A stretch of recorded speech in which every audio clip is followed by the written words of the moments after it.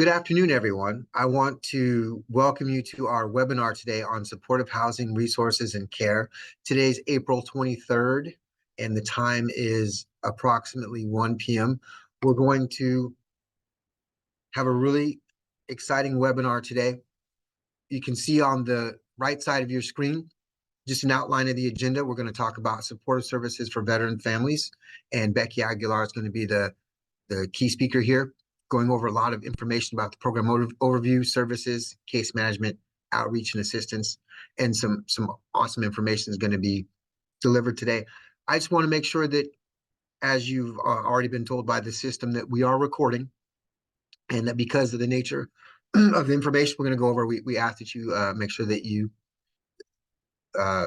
refrain from putting too much personal information into the questions and answer session. You'll notice that the chat has been modified a little bit, so that way my teammate Michael can put information into the chat, and we just ask that you navigate your questions towards the question and answer panel, so that way no one gets missed. Additionally, you'll notice that the microphones and cameras have been shut off. We want to do that to make sure we maximize the amount of bandwidth we have during this presentation today. But again, if you've got questions, by all means, please put them in the questions and answer, and right after the keynote speaker finishes her presentation, she'll be taking those questions directly, and we'll be answering them as well during the session itself. So without any further introduction, Becky, thank you so much for joining us today. It's great to have you. Good afternoon. Thank you so much for the invite. I really appreciate to share all that is SSVF. This is a lot of information, and with 30 minutes, I'm going to have to rush through. But at the end of the presentation, you'll have the team contact information. So if you have any additional questions, you can email or contact one of our team members, and they can be sure to help you out and answer any questions specific to your situation. So next slide. Becky, your audio sounds just a little bit of interference. Are you able to? I don't know. I'm in my office. The door is closed, so I'm not sure unless I exit and re-enter. You want me to keep going, or? Yeah, keep going. It sounds a little better. Okay. So SSVF is a VA-funded housing program. We serve veteran families.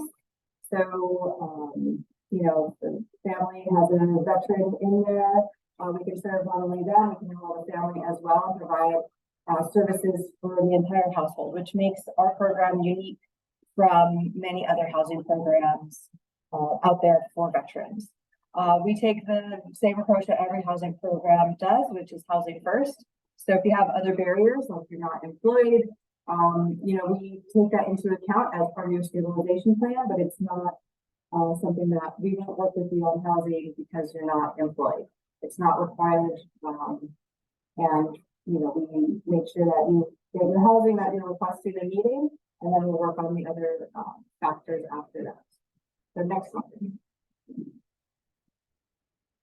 So the goal of SSVF is to promote housing stability.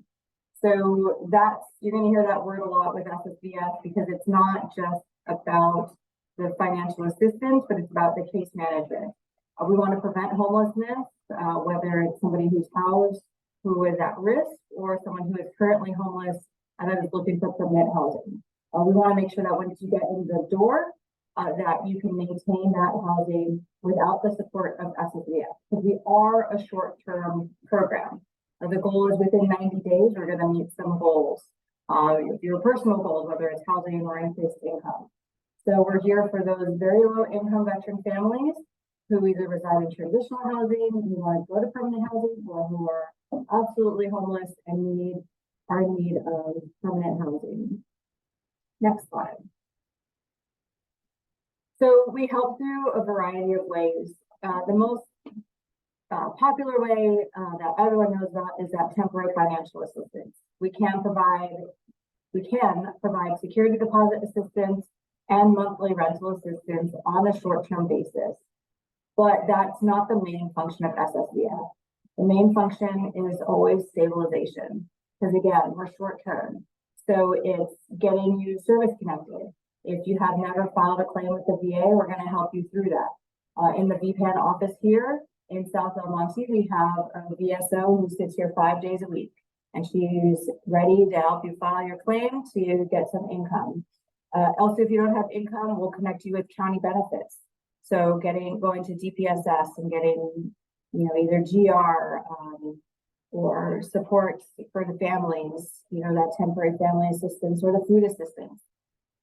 And housing navigation is a big piece as well. So we're trying to connect you with the best housing situation. So someone who's absolutely homeless, we're trying to find a stable housing situation where maybe you're close to work or to school, and you're gonna have resources and you're able to afford it, either with additional programs like VASH, or you're able to afford it on your own by your own income. And then the other thing that we do is employment assistance, which we're trying to connect you with, again, the employment that fits your needs. So if you're a student, maybe you can't work full time, but maybe we can find some part-time stuff for you, or maybe you can go through some training while you're also in school. That can also lead to part-time employment.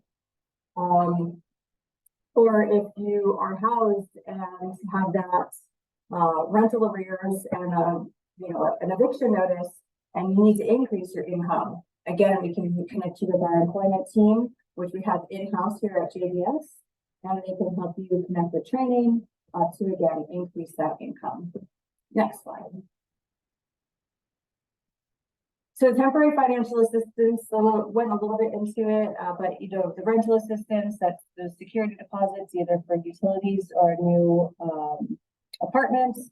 And then the other ones that are less kind of utilized is the transportation. We can fix your car up to a point. There's always a maximum amount on all of these budget wise. So, it's not a blank check of we're going to get you a new car. We can help a little bit. And that's all this is. It's just a little bit of help to get you to where you can assist yourself. But obviously with moving into a new place, sometimes there's moving costs. And so we can hire movers for a one-time trip to get you into your new place. So if you have a storage unit where you have a lot of your stuff, but you don't have anywhere to live, we will hopefully find a place for you to live, and then hire movers to get you into your new place. And then the general housing stability assistance, that's, household items. So there's people who get that permanent housing. We can also help you furnish your place a little bit. So get you some of those basic necessities to get you started. So cooking stuff, somewhere to sit, somewhere to sleep, things like that. Childcare assistance. And then the biggest one I think people come to SSVF for is that emergency housing assistance or hotel stays. And that one is, it's a little tricky because we have, again, very limited amount of time that we can provide this assistance. So we will not be able to provide a hotel to everybody, and we will not be able to provide a hotel to everybody at the start. Our policy is once we have a housing plan in place, if you're absolutely homeless and cannot go to a temporary shelter, then we can discuss hotel options. But it's very limited in the amount of time that we can provide. And these are all the guidelines can be found on the SSVF website, powered by the VA. So if you ever want to look into what the limits are of any of these assistance, it's all written out in the program guide. This is a very transparent program. We're not trying to hide anything. We're just trying to help people as much as possible, but we do have limitations. Next slide. So JVS SoCal, we primarily serve spas 1 and 3 up in the Antelope Valley and the San Gabriel Valley. However, we are a countywide program. So even if you do not live in those areas, spa 1 and 3, you can still come to us for help and assistance. We have a second office in Palmdale, the Antelope Valley. So if someone is located up in the Antelope Valley, we have an office up there. And then we have the office in South El Monte as well. The only area we cannot serve is those who live in Long Beach, because Long Beach has its own entry system. All right, next slide. And I'm so sorry about the audio. I don't know why it's been. All right, so eligibility. So we serve very low income families, and we follow the HUD guidelines. So on the screen, you'll see the HUD income limits. And this is what our guide is for entry. Anybody up to 80% AMI. So as a single individual, you can make up to $77,700, and you would be eligible for SSVF.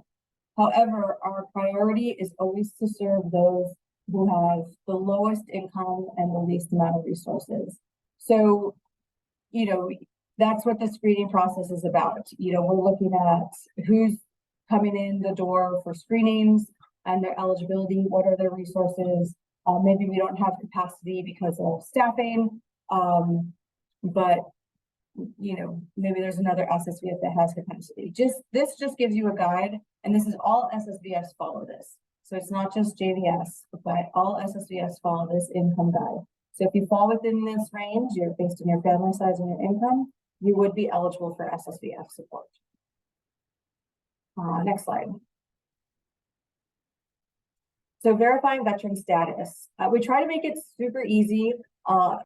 We do need documentation like DD-214 or statements of service if you have it, but we also use other means to verify veteran status because we don't want missing documentation like that to be a barrier to you getting enrolled into the program. So if you don't have a DD-214, but we can run you in one of the VA systems, we'll use that to verify your veteran status, and then we will help you get the documentation because for housing purposes, we will need something other than a VA query from Hinks or Squares. The only discharge that are not allowable is dishonorable discharge.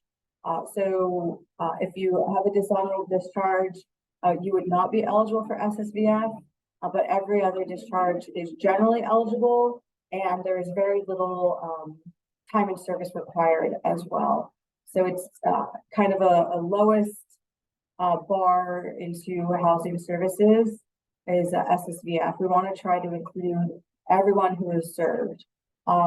There are some situations where somebody has a dishonorable or an honorable discharge and then a dishonorable discharge.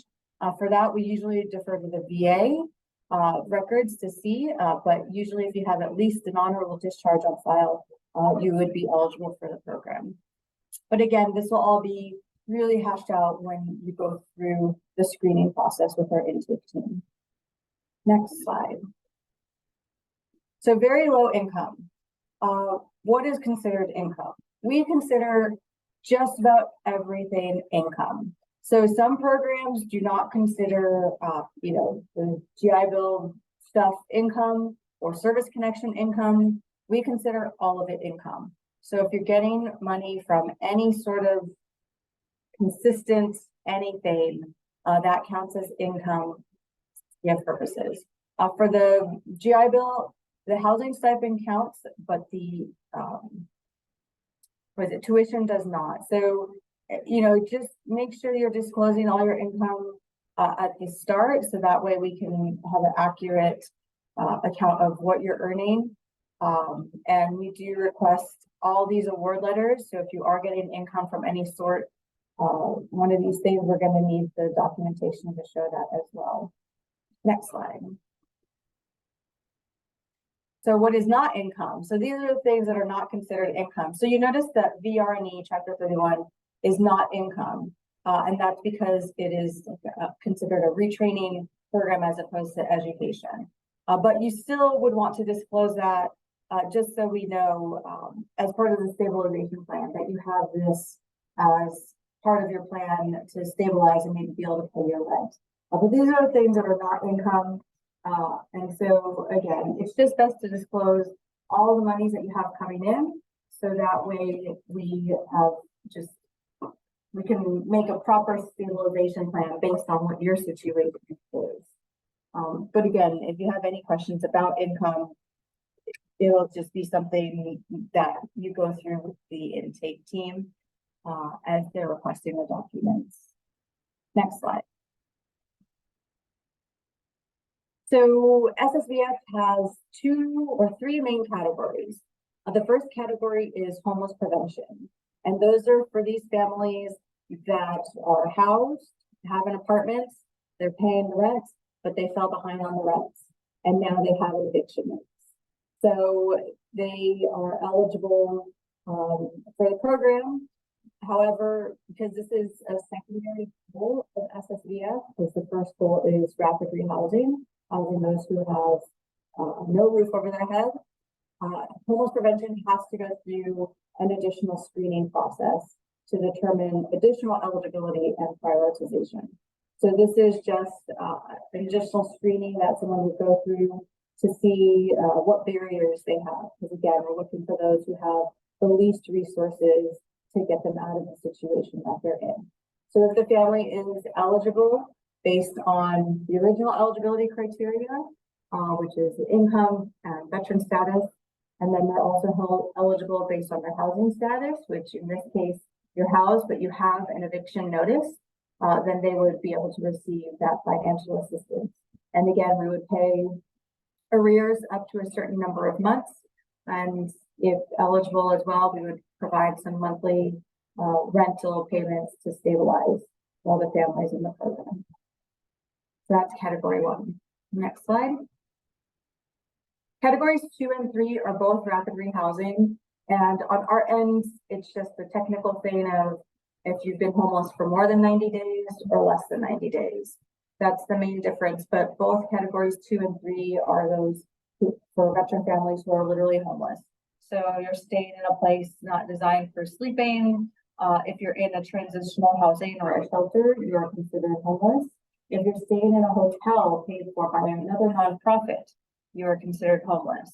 However, if you're staying in a hotel paid for by yourself, you are not considered homeless by the definition of homelessness of the VA, which we follow. If you're exiting an institution, or if you're fleeing or attempting to flee domestic violence, you're all those situations put you in the category of homeless. Next slide.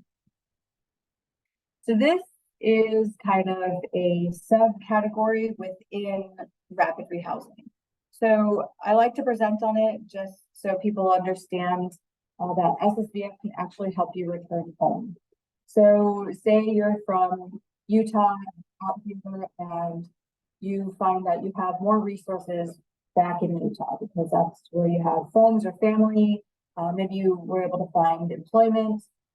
If you are eligible for SSVF in general, so you're homeless, you're a veteran, and your income is within the range, then we can actually help you return home to where you have resources and those who can help you. So it's a little bit of a complicated process, but it's definitely worth it if we know that a veteran is going to be stably housed and employed if we just get them to this situation. So we have to do quite a bit on our end to get approval, but the purpose of that is we're going to be doing a warm handoff to another SSVF program in the state and the county in which you are returning to. And so that means that you'll have our services, and then once you arrive at the place that you will be living, you'll be already connected with local services there too. So it's a great program for anybody who just needs to get out of California and they don't have any other way to. We can help with that. So we can help with, I believe we can pay like a per diem. We can help with gas, driving. I believe we can buy like Greyhound tickets, things like that. So just getting you back home to where you have resources and people who can help you and a community to turn to. Next slide. So our intake process, a little bit on this. So we receive a referral, or you can do a self-referral.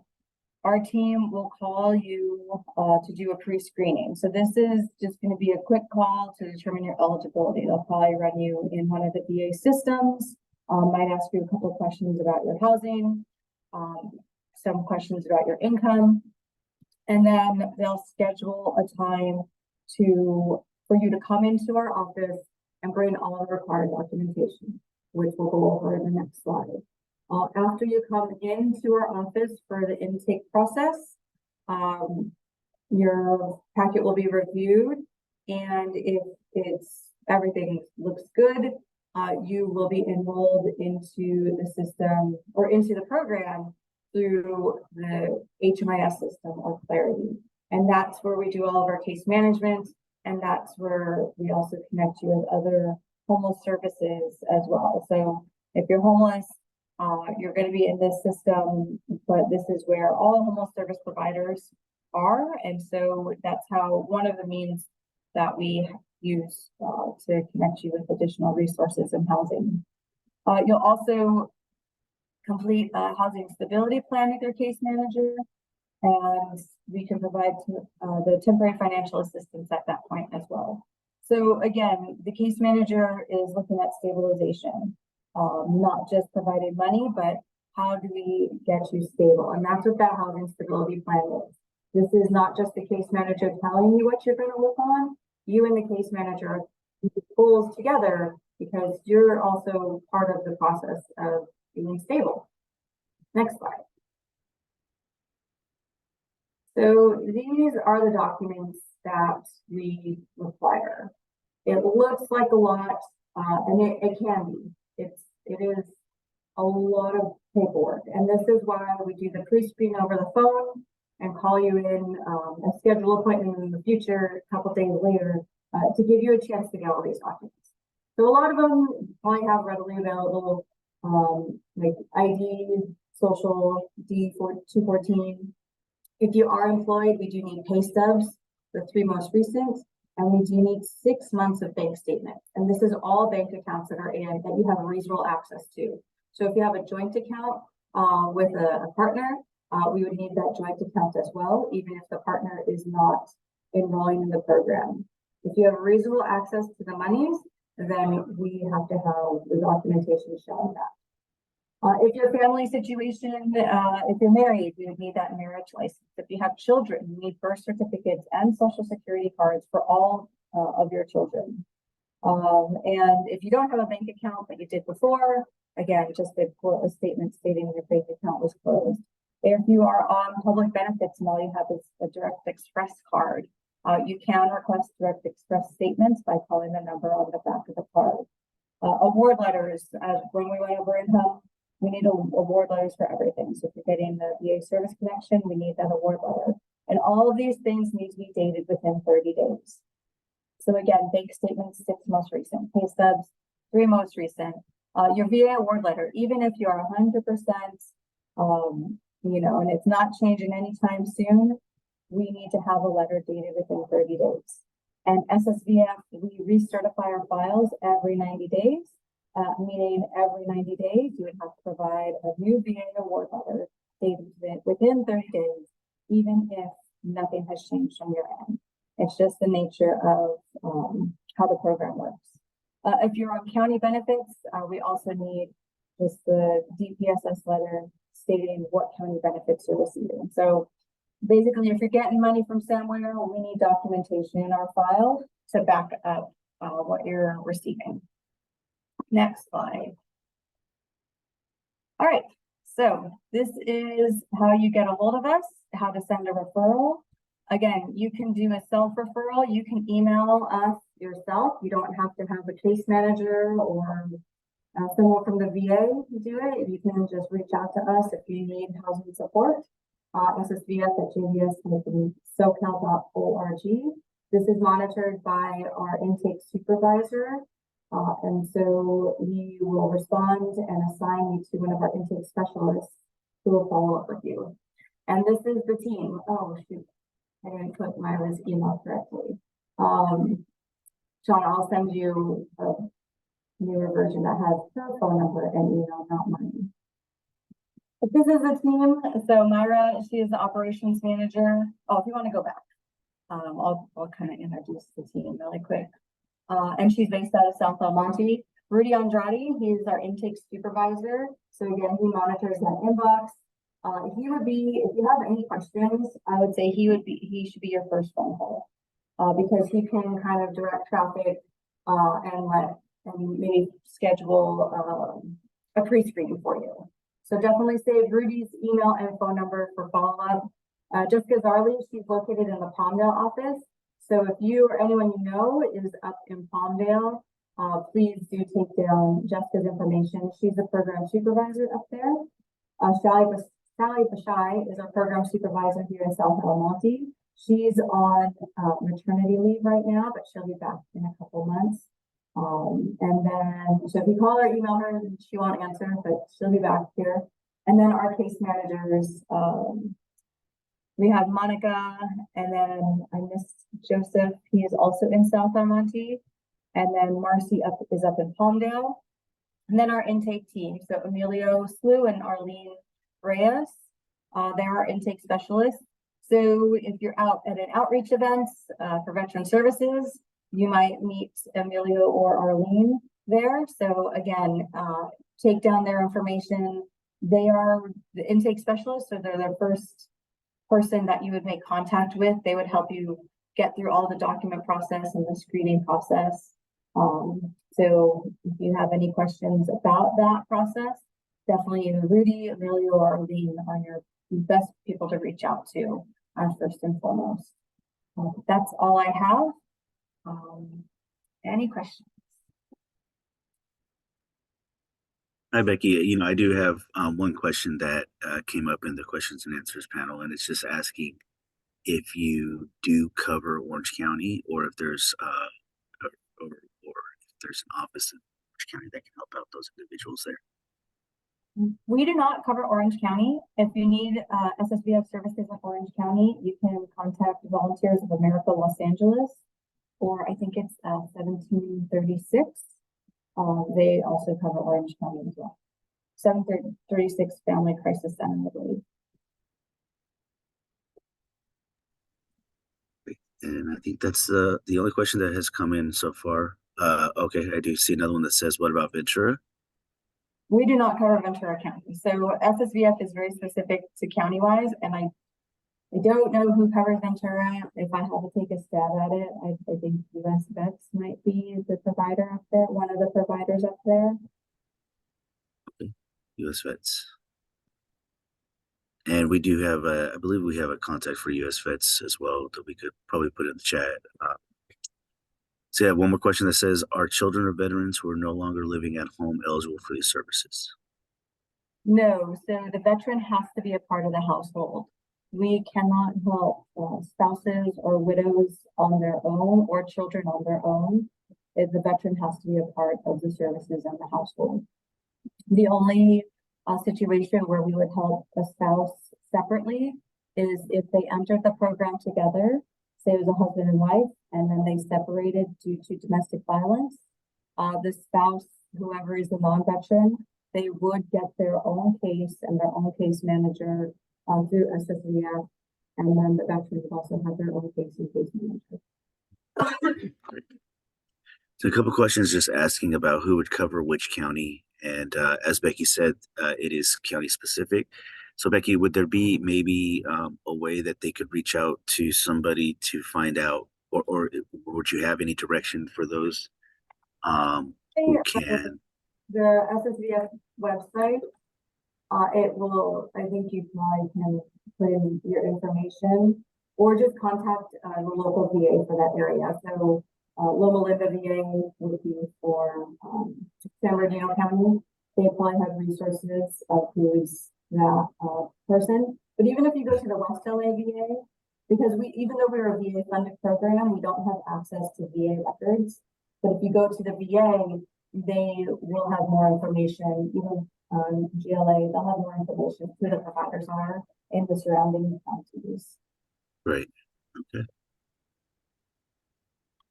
It looks like those are about the questions. One last question was just asked, where do you find the offices according to county? Just Becky just answered that question. You go to your local VA, possibly even your county veteran service office. They should be able to help you out with finding that information. But I'm not seeing any more questions coming through as of right now. So we're going to go ahead and move on with a little bit about CalTAP and how we help out individuals across the state. If you do have any questions for Becky or for any of the CalTAP team, feel free to put them in the questions and answers, and we'll have one last chance to go through those before we finish the webinar. So go ahead, Sean, when you're ready. Thank you, Michael. I'm actually trying to drop in the chat. There's a master list on va.gov on their SSVF portal that provides a list of all the different states and counties and the different SSVF providers. I know sometimes that because it's in an Excel format, sometimes it can be a little bit difficult to read and find the exact service provider for your location. And if you download those and you're having that challenge, I encourage you to give us a call here at Calvet, and we can help you navigate through that as well. But I put it in the chat so that way you can see their website and the different things they have for that service provider.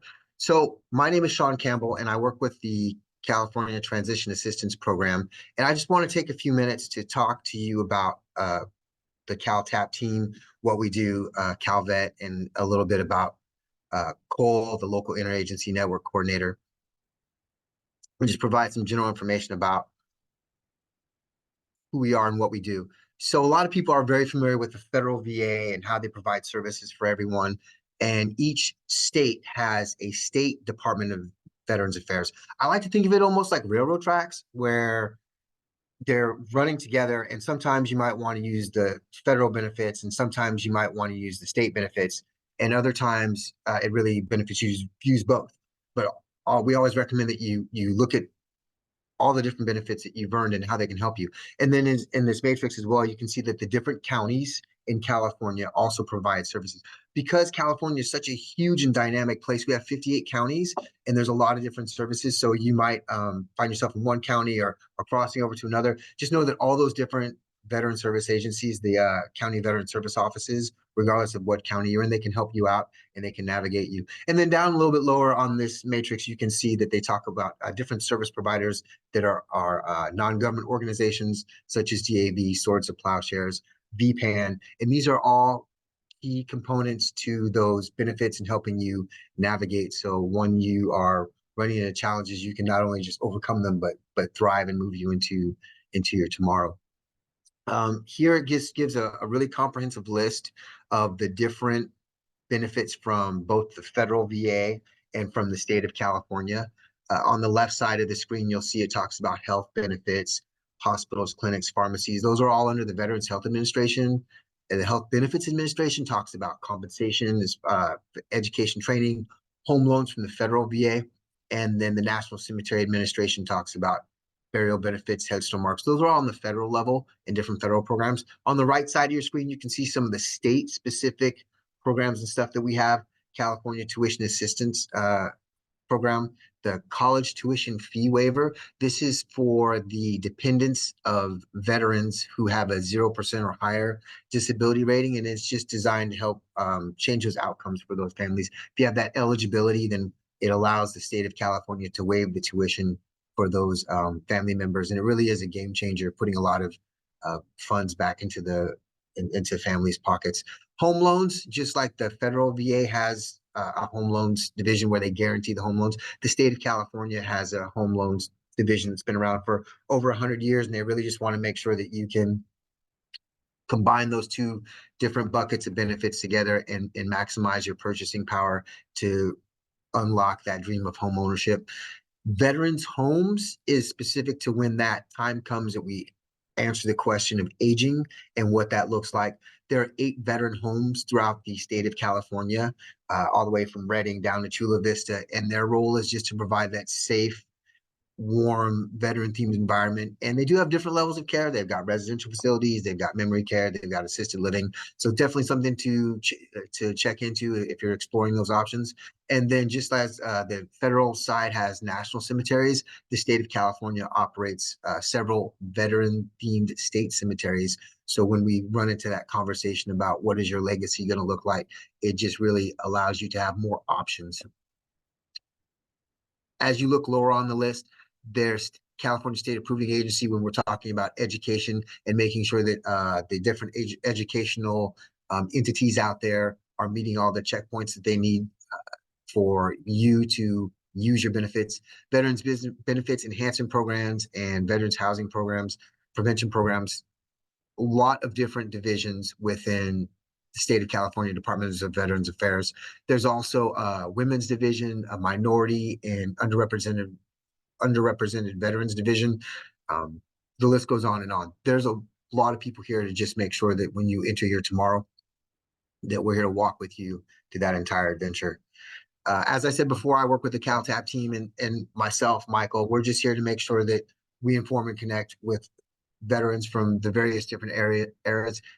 We've identified 5 different pathways: core curriculum, education, employment, entrepreneurship, and we also work with a lot of different service providers like Becky here, who just want to make sure that we're getting that information to you and sharing all of the different benefits that you and your family have earned. This is the veteran life cycle map, and as you can see, it's just a way to show, it's like just a visual representation of how we want to walk with you throughout your journey as a veteran. The Veterans Resource Book, my teammate Michael is dropping some of the, he's going to drop a PDF copy of this into the chat. So if you decide that you want to download it, you can just take a look. There's a lot of great information, phone numbers, links, and just different resources for you as a veteran or for your family members to use when you're trying to follow up or get more information. Maybe you're looking for a specific address for a veteran service center in a county, or you want to get some more information on where the link's located. The Veterans Resource Book just has some really in-depth information and is an excellent guide to help you navigate. This is a snapshot from our website, calvet.ca.gov, and you can see right in the upper left-hand corner, there's our phone number. You're going to call, you're going to get myself or my teammates. We're going to help you navigate through whatever you need. VA benefits hotline. If you're experiencing a crisis, the Veterans Crisis Line is there. And of course, if you're looking for a county veteran service office, they've got that 1-800 number there to help you navigate to find the closest office towards you. We also have a wide variety of videos on our website, previously recorded webinars that you can look into. And really, the cool thing about our website is it gives you that 24/7 access to go through either videos or PDFs, and you can navigate them at the speed that works best for you to really get the information that you're looking for. What are my California benefits? We talked about these a little bit earlier. The veterans did the college tuition fee waiver. Again, it's just something where the state of California allows for the dependents of veterans who have a 0% or higher disability rating to get those fees waived for any California community college or California State University. The veterans designation on your driver's license, so you can get that iconography on your actual driver's license, so you won't have to carry your DD-214 around with you. Motor vehicle registration fee waiver. If you have a mobility related disability and it's rated at 100%, the state of California will remove the registration. They'll waive the registration for one of your vehicles. And more recently, they've started enacting some stuff with tolls for bridges as well within the state. So something that you can look into, see if you have eligibility for that. Reduce hunting and fishing licenses and no cost state parks pass. If you have a disability rating of 50% or higher, you might be eligible for the reduced fishing and hunting licenses and the no cost state park pass as well. And disabled veteran property tax. If with so many different counties in the state of California, we always recommend that people speak directly with the county assessor's office, so that way they can recognize that if they have 100% or higher disability rating, that property tax they might be eligible for to have that fee waived. And then on the right side of the screen, you can see some of the different divisions that we talked about earlier. We ask that you provide a non-DoD email address whenever you're having correspondence with us, because we want to be able to continue that conversation later on. We recommend that you register for My Calvet on our website.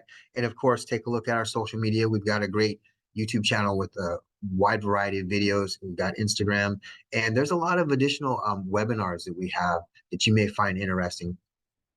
At the end of the presentation today, you'll be sent a link to fill out our survey. And we do ask that if time permits, you take a moment and take a look at our survey. But what I'd really like to do right now is I'd like to introduce our next speaker, who's Cole.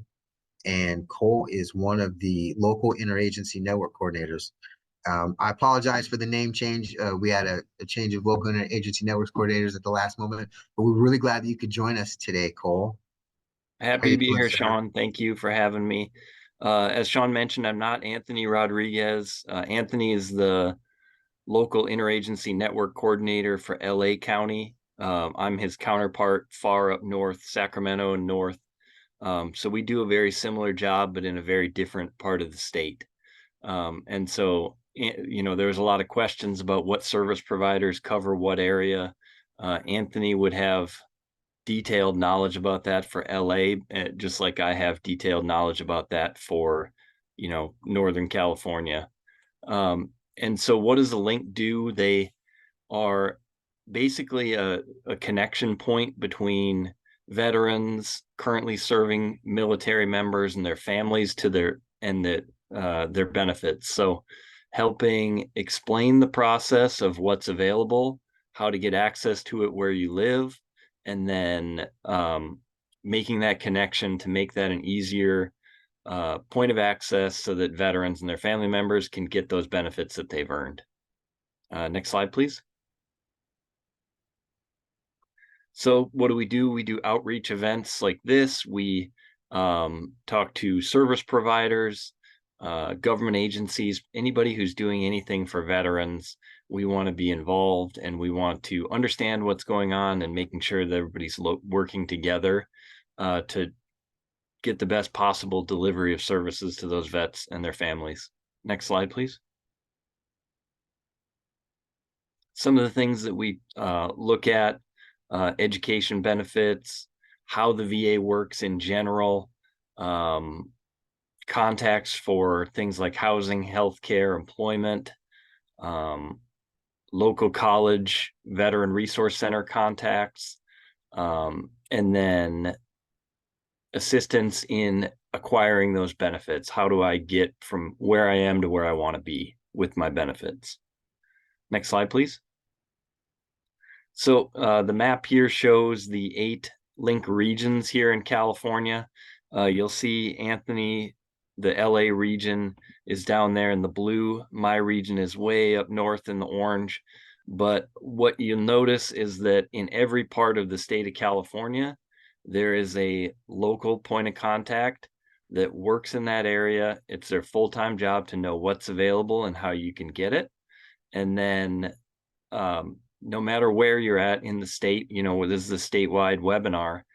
So there could be folks from all over the state in here. And so wherever you're at, there's a point of contact for that. The map that's on the screen is here in the chat if you want to download it. Send us an email. Happy to help any way we can. Next slide, please. So this is Anthony's contact information. Again, if you're in the LA area, this is his email and phone number. But again, if you're not in the LA area, the link map is in the webinar chat. You can download that and get a hold of your local interagency network coordinator. I think that's all for me, Sean. Thank you for having me again. Thank you for joining us, Cole. And it's I know you got a busy schedule, so I really appreciate you jumping in and joining us today. We want to make sure that we have some time for some other questions that might either be a look back on the presenter or some questions that you may have regarding the benefits we were just talking about and just discussing. And while we have... Yeah. No, I'm just saying that I'm not seeing any questions coming in just yet. So if you want to move on to, or at least if anybody does have questions, or if anybody thinks of something after the webinar is up, feel free to take a picture of this slide, reach out to any one of us, any one of the presenters afterwards, and we could definitely help you out if that comes up. Absolutely. And if you are looking for some more specific information, because I know some of those slides had some great phone numbers on that list, if you need a PDF copy of this, by all means, you can feel free to email myself or my teammate Michael, and we're happy to download and send you a PDF copy so you can have a look back at this presentation today. Also, it'll be uploaded onto our website. So that way, if you want to, you can revisit some of the information. Our presenter went over a lot of great information, and I really just want to say thank you to Becky for not just joining us today, but for everything that you do.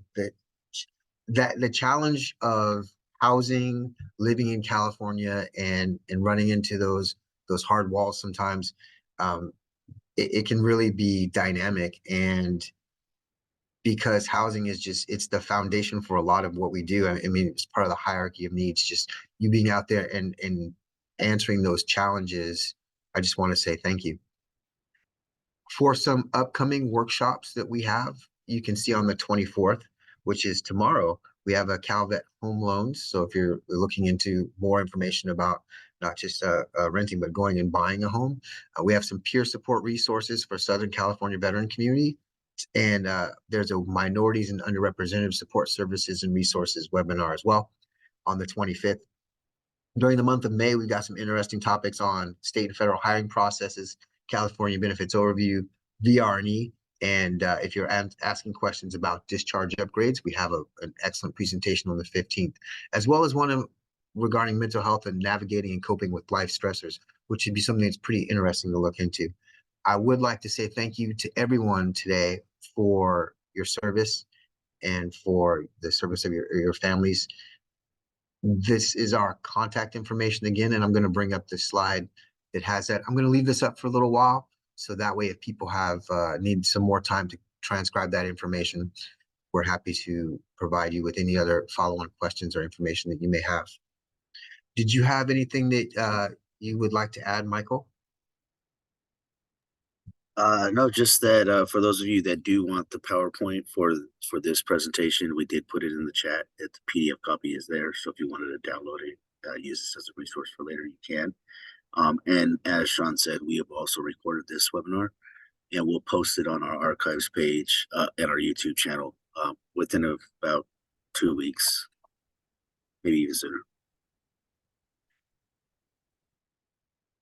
Well, right now I have 1:47. So what I'd like to do is I'd like to leave the slides up for another 3 minutes. And then if we don't have any questions after that 3 minutes, then we'll end the webinar a little early and give everybody 10 minutes back. Thank you again for joining us. Thank you for your service. Thank you, Cole. And thank you, Becky. And of course, Citrus College, thank you again for helping us and for hosting this with us. So thank you.